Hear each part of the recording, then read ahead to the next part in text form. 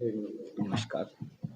ये जो कैथल का क्लेश है और हमारी ये जो संघर्ष समिति है, इसमें मुझे जिम्मेदारी दी हुई है कि इसके ऐतिहासिक पक्ष और मीडिया में हमें हमारा क्या पक्ष रखना है। उसकी मेन चीज़ ये है, गुर्जर समाज कोई बाहर कोई अलग समाज नहीं है, हमारे समाज का हमारा बहुत ही करीबी और निकटस्थ समाज था। ये जो क्लेश है, इसकी शुरुआत दो स्तर पर हुई है। एक तो पाकिस्तान की आईएसआई का एजेंट था अली हसन। जब कारगिल की लड़ाई हुई थी, राजपूत रेजिमेंट ने सबसे ज्यादा जौहर दिखाया था, तो वो सोचने पर विवश हो गई आईएसआई कि ये राजपूत रेजिमेंट है क्या बाबा। उसके अंदर, जैसा कि आदरणीय कर्नल साहब ने बताया था, गुर्जर भाई भी राजपूतों के साथ साथ साथ रहते हैं और दोनों की संयुक्त रेजिमेंट है। वो नाम राजपूत रेजिमेंट है लेकिन दोनों रहते हैं। तब उसने यहां भेद डालने के लिए, जिस तरीके से पाकिस्तान के ने पंजाब के अंदर खालिस्तान का आंदोलन चलाया और हमारे सिख भाइयों को भड़काया, वैसे ही राजपूत रेजिमेंट से गुर्जर विद्रोह कर दें, इसलिए एक बुक लिखकर वो यहां दे गया सन 2000 में। वो मर भी चुका है और गुर्जर समाज के सम्मानित लोगों ने उसको कभी जगह नहीं दी। लेकिन हर समाज में एक ऐसी पैरेलल ऑर्गेनाइजेशन चलती हैं जो कहीं न कहीं उनको वजूद देती हैं। उन्होंने दिल्ली में 40-50 लोगों ने उसको जगह दी, मंच दिया और वो एक बुक दे गया इनको। और उस बुक में ये लिख गया कि जितने भी महापुरुष हैं, केवल क्षत्रिय महापुरुष ही नहीं बल्कि और महापुरुष जो हमारे जाट समाज के या सिख समाज के हैं, उनको भी वो गुर्जर जाति से जोड़ गया। देखिए, राजा सबका बाप होता है, इसमें कोई दो राय नहीं है, लेकिन राजा की जाति नहीं बदल सकते आप। हम जैसे, मैं सूर्यवंशी कछवा नरूका कुंवर राजेंद्र सिंह हूं। नरूका सूर्यवंश की एक शाखा है, पर राम तो नरूका नहीं थे ना, राम तो सूर्यवंशी ही थे। मेरे पूर्वज वही रहे। आप व्यवसाय में अलग अलग जातकर आदमी की अलग अलग जातियां हो जाती हैं, हो सकता है, मैं मना नहीं करता, उनके अंदर भी कहीं ना कहीं क्षत्रिय रक्त रहा होगा। लेकिन आज उनकी व्यवसायत्मक जो पहचान है, उस गुर्जर शब्द को सम्राटों के यहां लगाना गलत है। जो स्थानवाचक शब्द थे उनको जातिवाचक नहीं बनाया जा सकता। कुछ शब्द स्थानवाचक भी होते हैं और जातिवाचक भी होते हैं। सिसोदिया शब्द आपने सुना होगा, सिसोद से बनाए, सिसोदिया है तो वो गहलोत। तो इसी तरीके से कई पहचान है। रही बात हमारे इसकी 18 तारीख की, 18 तारीख को पूरे देश के अंदर उबाल है, युवाओं के अंदर।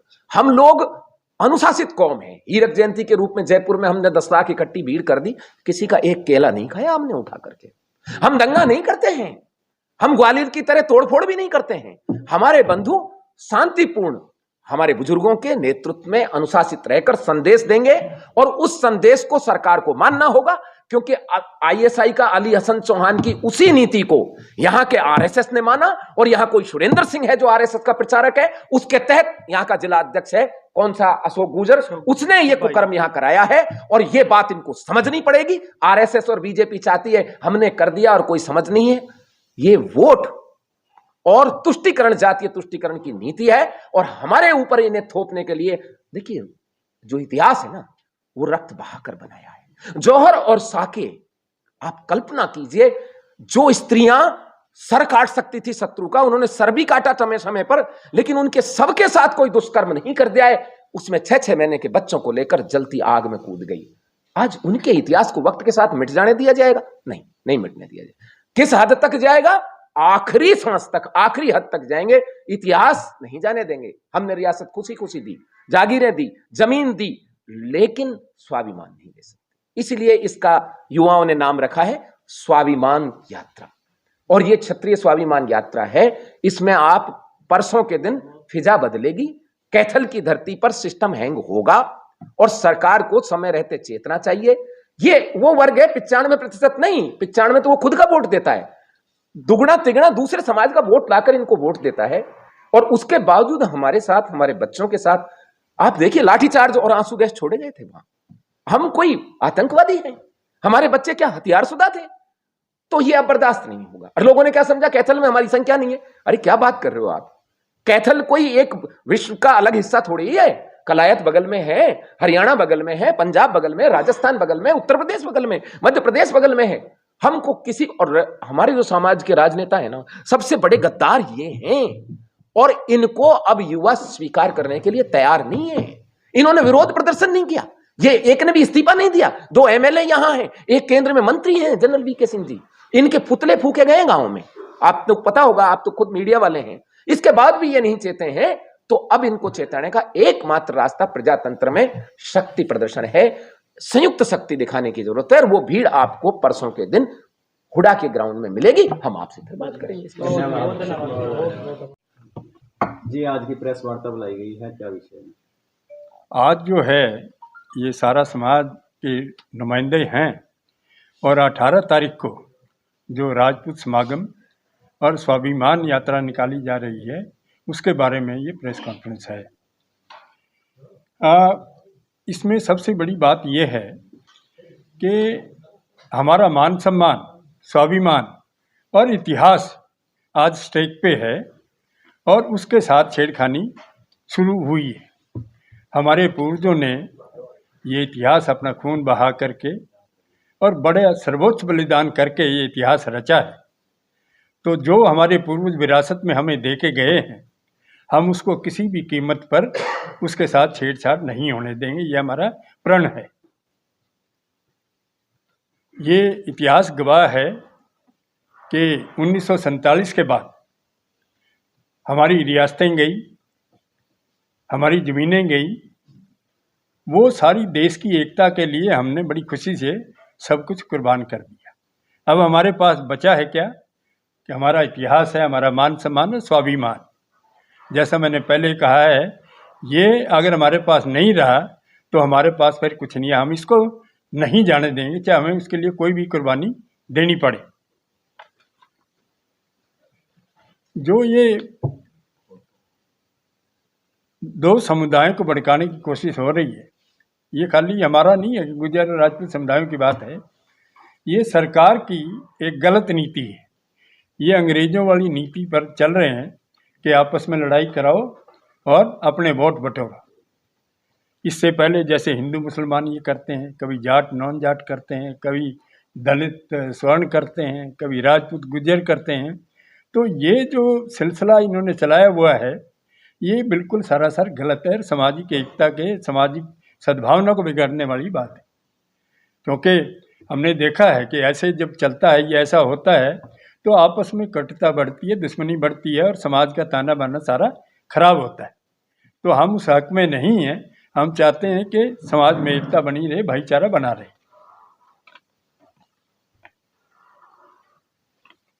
और मैं ये बताना चाहता हूँ कि हमारे समाज में 1947 के बाद ये पहला आंदोलन है जो राजपूतों ने किया या करने जा रहे हैं 18 तारीख को। इसमें हमारे युवाओं की बहुत बड़ी भूमिका है और मैं ख़ास तौर पे अगर कहना चाहूँ तो विनोद थंबड़, ये हमारा अजीत, प्रमोद और शैलेंद्र, इसके अलावा भी सारे भाइयों ने काम किया है, लेकिन ये लीडिंग रोल में रहे और नज़रों में रहे, इसलिए मैं इनका नाम ले रहा हूँ। ये नहीं है कि दूसरों ने काम नहीं किया। इन युवाओं ने हमारे समाज में एक जागृति पैदा की, सोए हुए समाज को जगाया जो आज तक अपने हकों के लिए चुप बैठा था।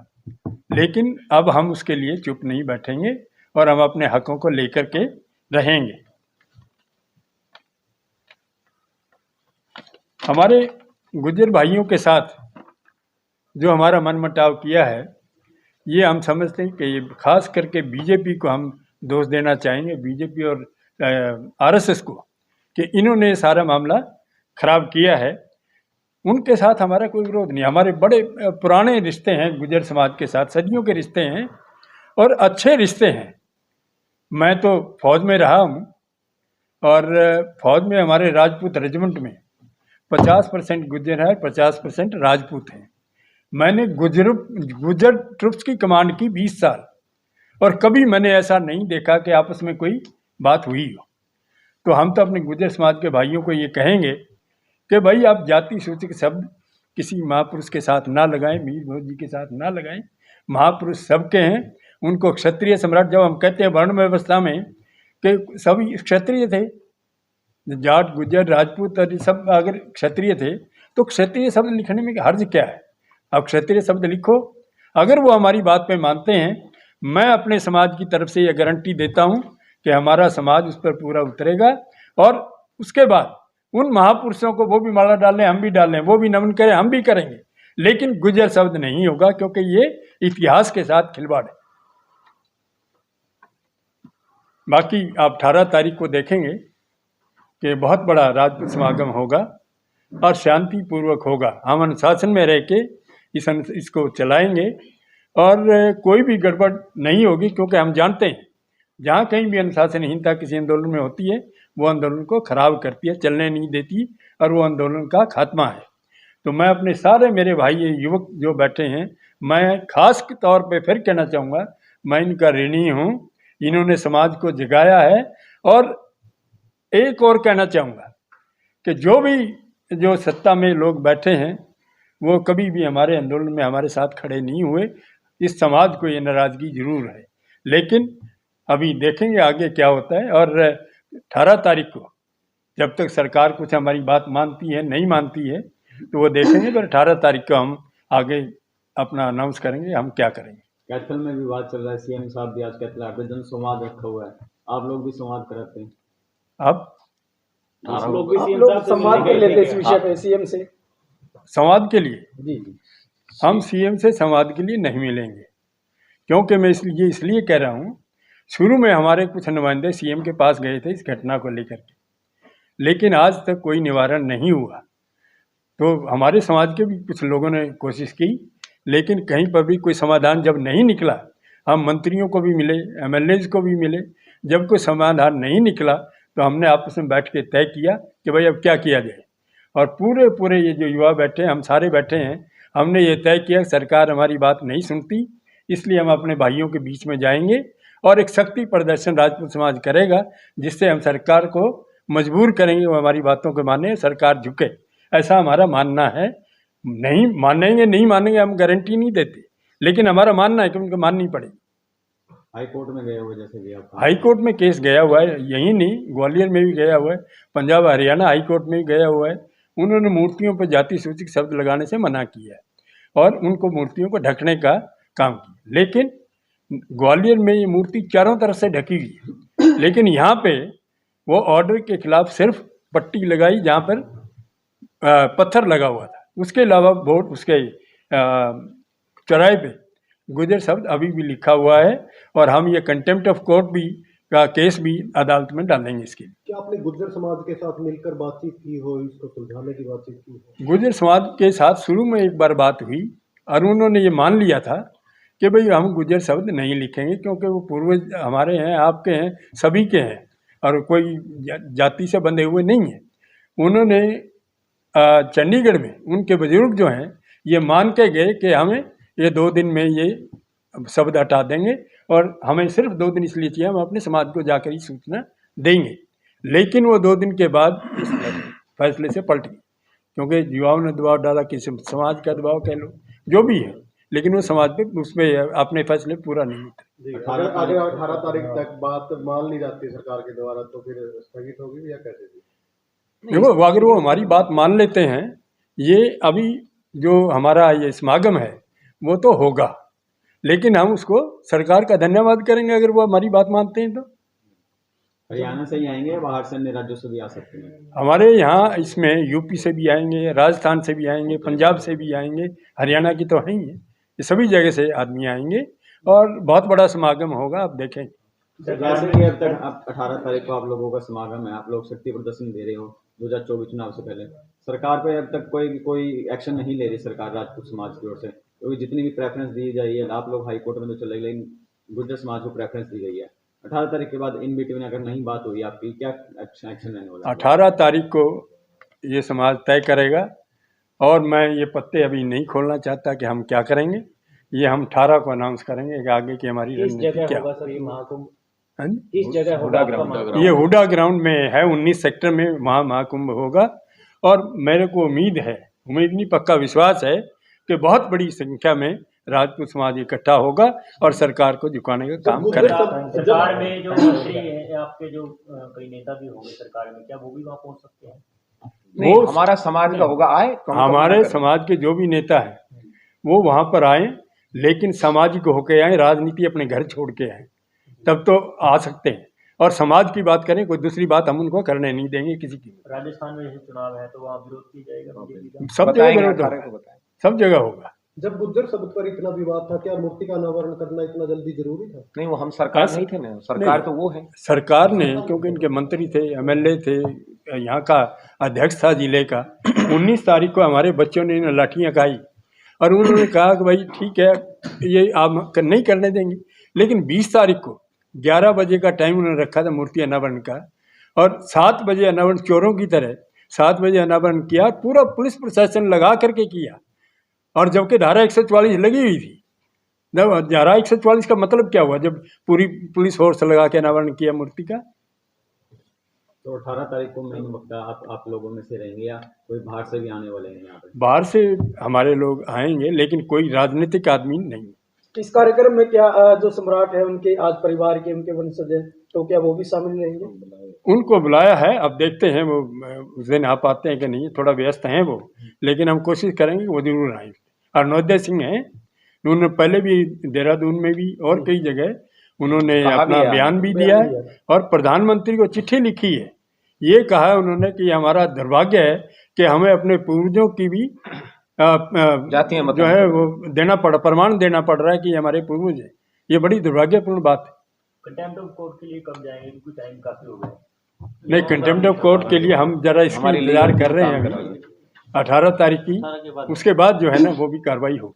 कहीं ना कहीं राजनाथ सिंह से मिलके भी आए थे आप लोग, आपको लगा था भी उसके बाद भी समाधान नहीं होने वाला है रक्षा मंत्री से मिलकर? ऐसा है, ये विनोद हमारा अजीज, ये मैं भी और काफ़ी लोग हमारे समाज के हम मिले थे।